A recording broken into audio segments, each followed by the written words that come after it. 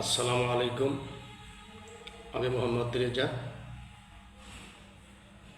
আমি আমার নির্বাচনী এলাকা ফরিদপুর ১ আসন তথা বোয়ালমারী মধুখালী আলফাডাঙ্গার সকল স্তরের খেটে খাওয়া অসহায় গরিব দুঃখী ও মেহনতি মানুষের প্রতি অকৃত্রিম ভালোবাসা, বিনম্র শ্রদ্ধা ও অভিনন্দন জানাচ্ছি।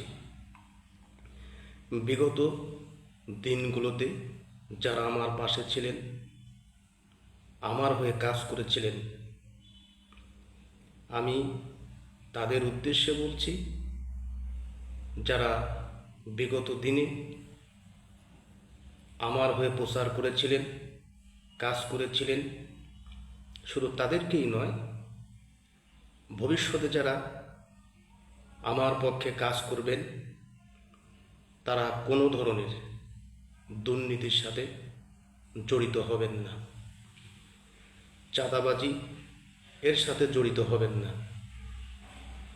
মানুষের কোনো ক্ষতি করবেন না, থানার দালালি করবেন না, জনগণের পাশে দাঁড়াবেন। টাকা দিয়ে হলেও, অর্থ দিয়ে হলেও, টাকা পয়সা না দিয়ে হলেও, নিজের রক্ত দিয়ে হলেও সাধারণ মানুষের পাশে দাঁড়িয়ে তাদের সেবা করবেন।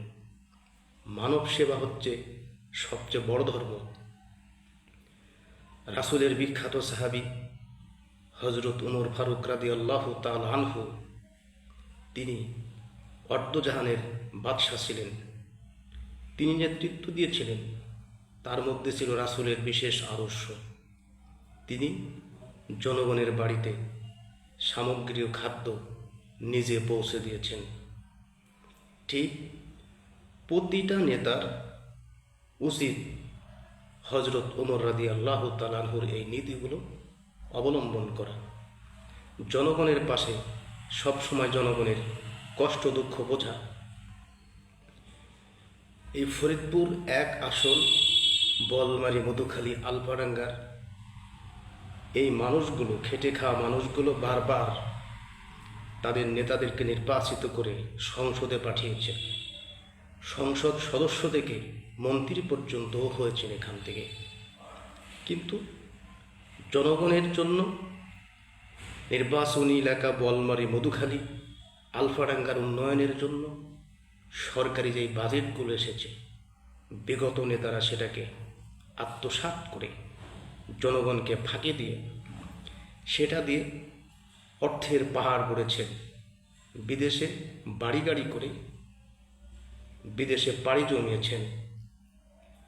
ভবিষ্যৎ প্রজন্মে, আগামী জেনারেশনে যারা নেতৃত্ব দিবেন, জনগণ বুঝতে পেরেছে তারাই নেতৃত্ব দিতে পারবেন যারা জনগণের পাশে থাকবেন, উন্নয়ন করবেন, জাতির সেবা করবেন, সমাজের সেবা করবেন, মানুষের পাশে দাঁড়াবেন। টাকা দিয়ে জনগণের ভোট কেনা যায় না, সেটা ফরিদপুর ১ আসনের জনগণ বুঝতে পেরেছেন। আগামী জেনারেশনে টাকার বিনিময়ে কোনো জনগণ কাউকেই ভোট দেবেন না। এটা ফরিদপুর ১ আসন তথা বোয়ালমারী মধুখালী আলফাডাঙ্গার জনগণ বুঝতে পেরেছেন। বাংলাদেশের মধ্যে যত জায়গায় নির্বাচন হোক, ফরিদপুর ১ আসনে বোয়ালমারী মধুখালী আলফাডাঙ্গায় টাকার নির্বাচন আর হবে না। টাকা সরিয়ে জনগণের মন কেনা যায় না।